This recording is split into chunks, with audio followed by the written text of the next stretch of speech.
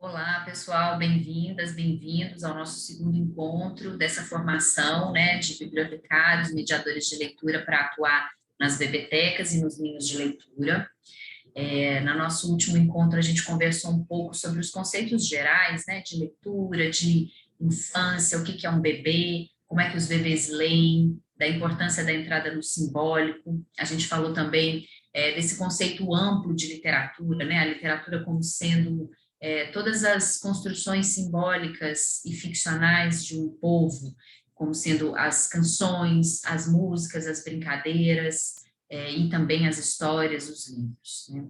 E hoje a gente vai mergulhar um pouco mais nesse universo dos livros, vai pensar como escolher, que tipo de livros escolher para ler com os bebês, né? Quais são as necessidades dos bebês e das crianças pequenas em relação à leitura. E para a gente começar, eu queria ler um livro para vocês, que é esse livro aqui, Direitos do Pequeno Leitor, que foi escrito pela Patrícia Auerbach e ilustrado pelo Odilon Moraes. Ele está publicado pela Companhia das Letrinhas. Então, a gente começa aqui com essa orelha e uma bola. Direitos do Pequeno Leitor.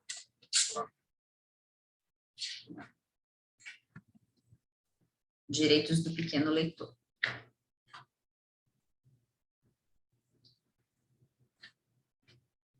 Para grandes leitores em começo de carreira. Alguém já escolheu aqui uma chave, para começar essa leitura. Todo pequeno leitor tem o direito de ser o herói. Escolher o personagem principal. E decidir quando e como ler. Todo pequeno leitor tem o direito de brincar com as palavras. Fazer amigos incríveis. E levar a turma toda para passear. Todo pequeno leitor tem o direito de fazer de conta. Ajudar nas compras. E saborear tudo o que aprender. Todo pequeno leitor tem o direito de contar histórias. Ouvir histórias. E inventar tudo outra vez. Todo pequeno leitor tem o direito de sonhar sempre. Com um final feliz. E deixar essa portinha sempre aberta. A portinha para esse mundo, Depositando uma chave e pegando outra. Esse mundo que os autores que trabalham com a leitura na primeira infância chamam, de construção de uma casa imaginária. Essa é a importância da ficção para os pequenos, que a gente vá construindo uma casa de palavras para poder habitar o mundo de uma maneira singular. É por isso a importância da gente preservar esse espaço de criação e de invenção que é a ficção.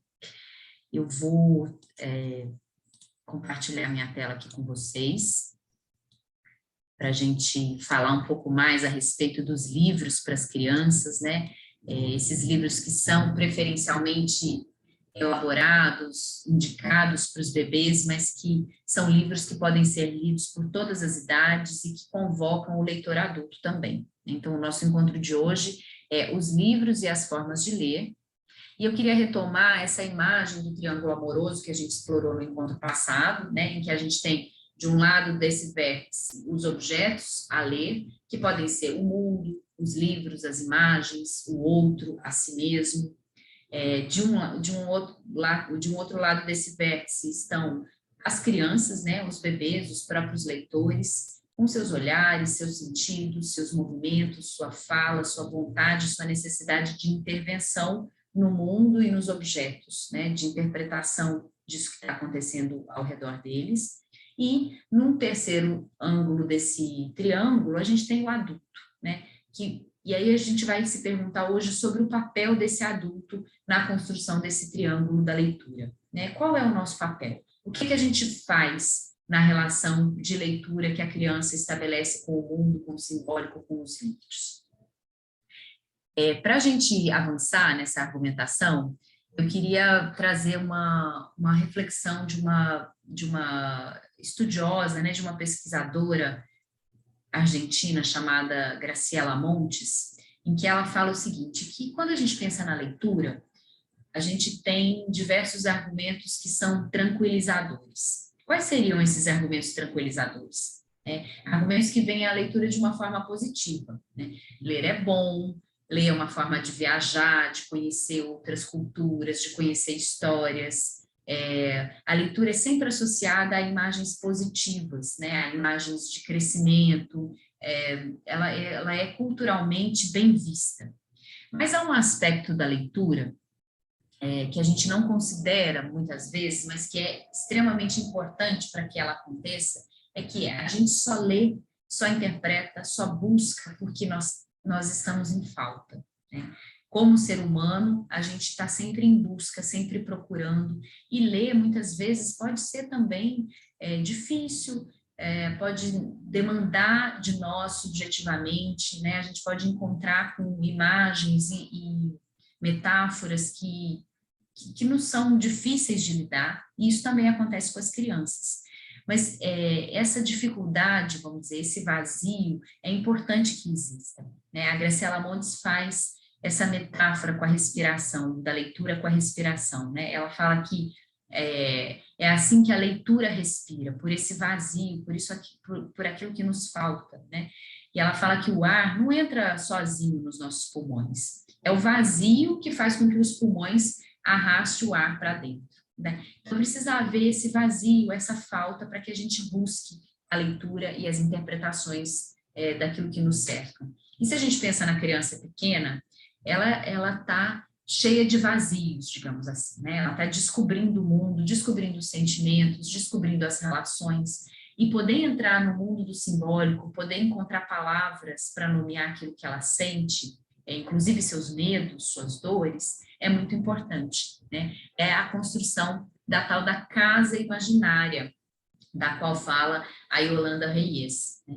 E aí eu trouxe essas 3 frases que estão nesse livro da Casa Imaginária. É um livro em que a Yolanda vai relatando episódios, cenas, coisas que acontecem nos momentos de leitura com as crianças pequenas. E eu trouxe essas 3 frases que foram ditas por crianças muito pequenas em momentos de leitura. A primeira delas é essa, né? Uma criança bem pequenininha fala para os colegas: eu tenho 2 anos e medo. Bum! Uma segunda frase falada por um menino que diz para a mãe que ele vai para a escola porque ele gosta de morder o José.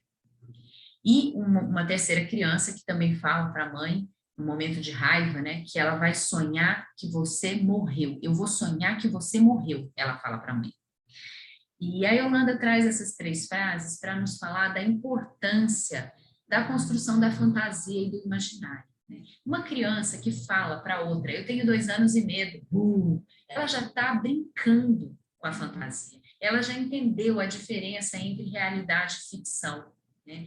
Da mesma forma, uma criança que fala que vai para a escola para morder o amigo, ela está dizendo que vai morder, não necessariamente ela morde, né? Ou a partir do momento em que ela fala que vai morder, ela pode passar a não morder mais, porque ela consegue expressar, enfim, esse sentimento, essa sensação por meio de palavras e não só por meio de ações, né?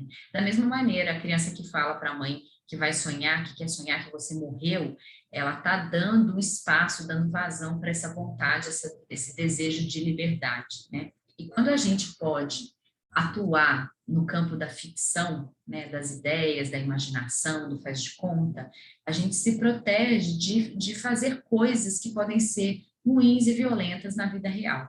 Por isso a importância da fantasia, da ficção, da literatura, acolher também os medos, os monstros, as bruxas, tudo aquilo que pode ser dolorido na vida real. E ela fala que quando a gente constrói, né, essa casa imaginária, esse imaginário, a gente está construindo, ao mesmo tempo, um museu e um espelho. O que é um museu? Um museu é um lugar onde a gente guarda coisas, às vezes, que não fazem mais sentido, mas que fizeram em um determinado momento, né? O museu é um lugar de ir lá e se lembrar de como é que as coisas já foram um dia, coisas preciosas, coisas importantes. E o espelho é aquilo que vai projetar o nosso futuro, aquilo que vai possibilitar com que a gente invente coisas que ainda nem existem, né? Que a gente invente a nossa própria subjetividade, invente modos de ser que não são só uma cópia daquilo que fizeram com a gente ou daquilo que do lugar onde a gente saiu, né? Quando a gente tem um imaginário rico sendo construído com as crianças, a gente dá a possibilidade delas transcenderem a própria realidade e inventarem um modo de ser diferente daquele a qual elas estão, né, imersas ou condenadas. Então, ser um museu e espelho e poder construir, né, uma subjetividade é muito importante, e a literatura contribui para isso, né, para esse olhar para o futuro, para o novo, para o que ainda não existe. E aí, se a gente considerar tudo isso, como é que a gente pode pensar no livro para crianças? O que é importante que um livro para crianças tenha, né? A Ninfa Barreiras, que é uma pesquisadora lá do Rio de Janeiro, que ela pesquisa muitos livros para as infâncias, ela fala que a leitura e o livro são como brinquedos. E o que é um bom brinquedo? Um bom brinquedo é aquilo que permite que a criança crie, né? Que ela crie a si mesma enquanto brinca. E um bom livro pode ser associado a essa mesma imagem, né? De um livro que permita que a criança se veja, se projete, se sinta refletida ali. E ela fala mais uma coisa super interessante, que pode parecer redundante, mas que é importante, né? Que o livro para crianças é um livro, simplesmente, né? Um livro com páginas, uma depois da outra, com imagens, com palavras, um livro, né? Ele pode ser um brinquedo, ele pode ser um livro-brinquedo, mas na mão da criança, não que ele vá brincar ou emitir sons ou fazer coisas por si só, ele não precisa de nada mirabolante, ele precisa ser um livro. E qual que é a importância disso, né? É que sendo um livro, se a gente pensa que o livro ele é um objeto, né, que contém o tempo, não é verdade? A partir do momento que eu abro o livro, eu entro nessa história, a cada vez que eu mudo a página, eu mudo o tempo, tem um antes e um depois do que acontece aqui, e quando eu fecho a história, essa história acaba, eu posso guardar o livro na estante de novo e seguir a minha vida. Né? E um livro é um objeto cultural feito por adultos, não é verdade? O adulto é que inventa, que concebe, que escreve, que desenha, que publica, que vende, que compra, que coloca na prateleira, que traz para a criança. Então, o adulto já fez todos esses papéis para o livro chegar na mão da criança. E aí, qual seria o papel da criança? Se o adulto inventa, a criança reinventa. A gente precisa preservar esse espaço de reinvenção da criança a partir desse objeto que foi disponibilizado para ela, né? Ela precisa ter a possibilidade de criar com esse objeto. E aí ela fala que o livro é um objeto que tem duas línguas nesse mesmo objeto, a língua do adulto e a linguagem da criança, que vai se apropriar dele de diversas maneiras, e aí a gente pode repensar, né, naqueles vídeos que a gente viu na semana passada, da criança ali tentando virar a página, da criança pegando, sentando em cima, fazendo construções, querendo ler, balbuciando, imitando, repetindo, recriando essas histórias. Então, o que a gente pode ler com as crianças? Vamos falar hoje nesse encontro a respeito dos critérios de qualidade, né?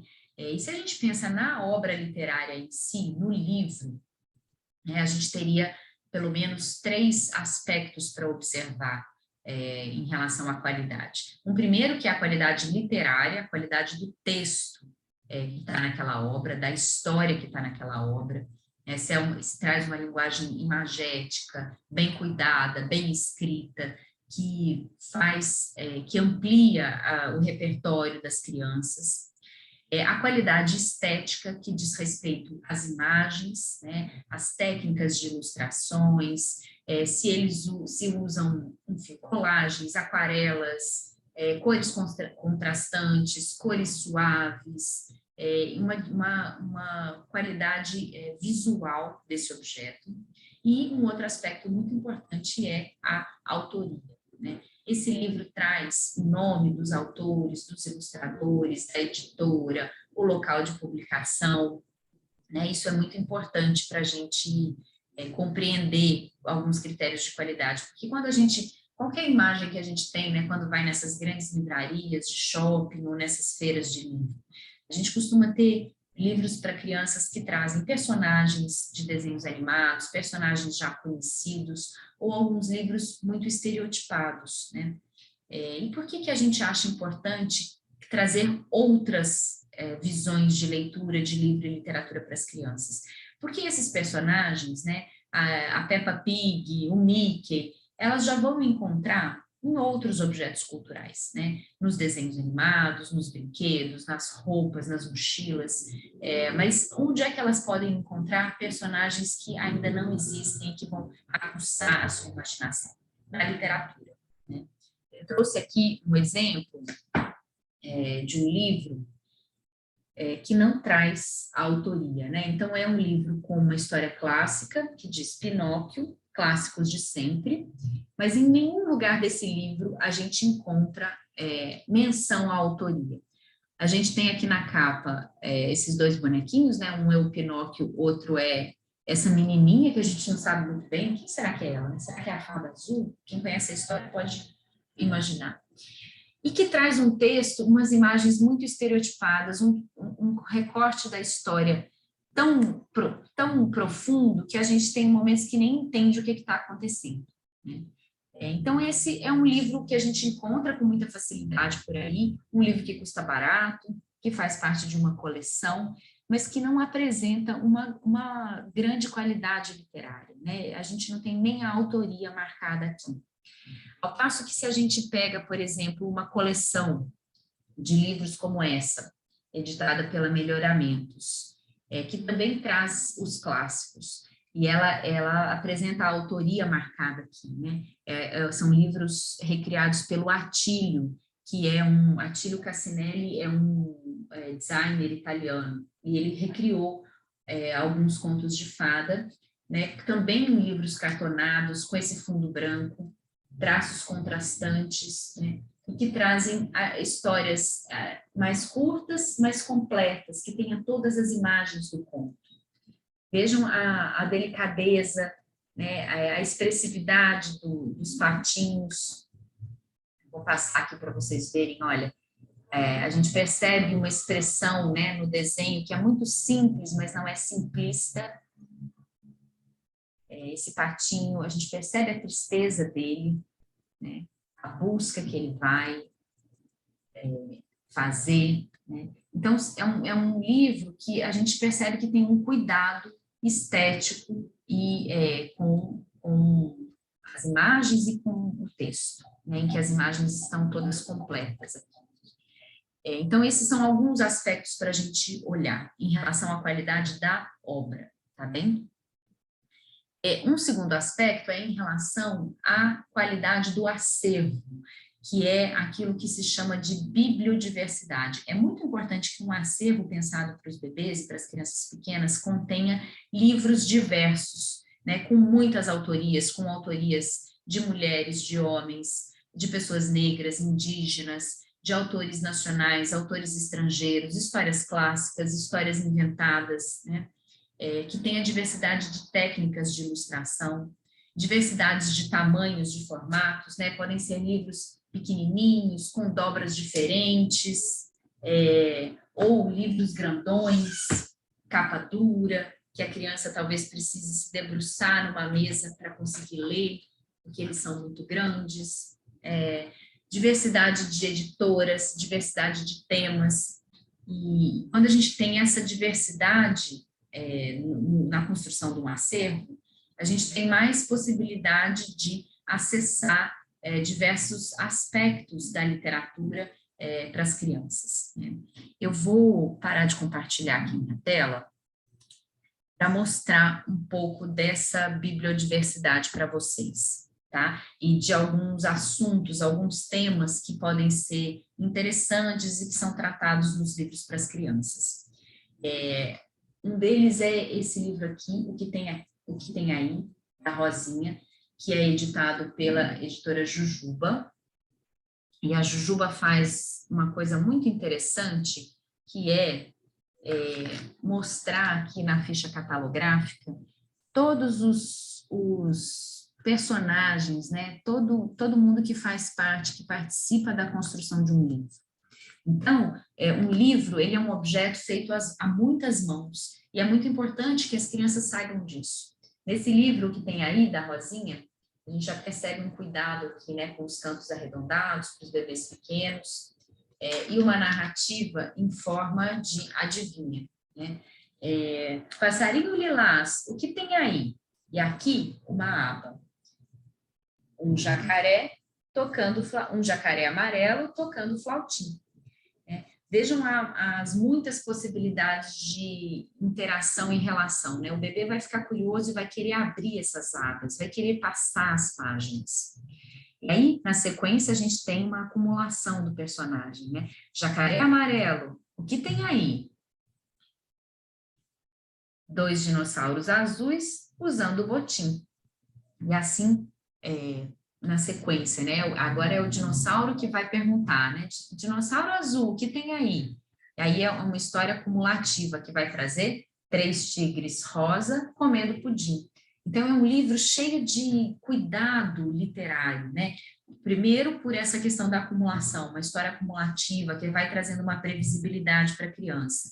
Depois, por esse trabalho com a materialidade aqui, com as abas, essa brincadeira de esconder e achar, que é tão importante para os bebês pequenos, para as crianças pequenas, né? Toda criança gosta de brincar, de esconder o rosto, de abrir, fechar, né? Porque eles estão descobrindo que os objetos desaparecem e reaparecem, que a mãe vai embora e volta, né? O bebê pode elaborar simbolicamente essa ausência dos cuidadores, das pessoas que são importantes para ele, por meio das brincadeiras de esconder e achar.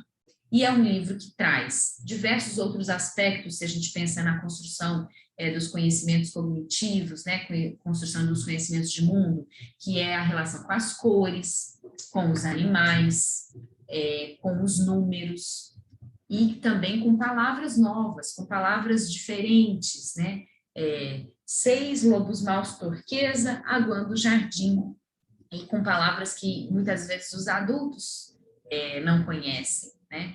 E que vai ampliando esse vocabulário e trazendo surpresas e possibilidades de recriação dessa obra junto com as crianças.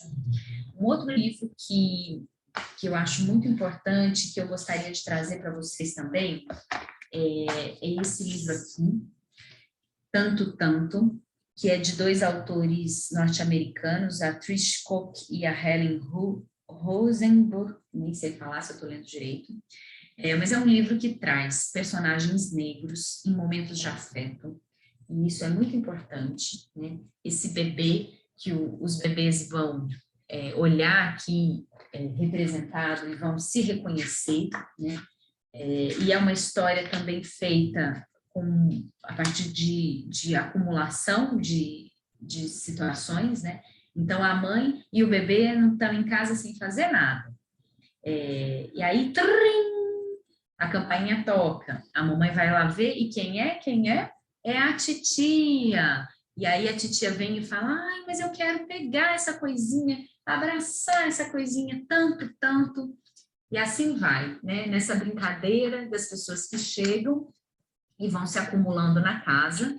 Tem uma brincadeira com a linguagem, com as onomatopeias, com os barulhos, com todo mundo que chega e vai repetindo aí essa vontade de brincar, de morder, de dançar, tanto, tanto com esse bebê.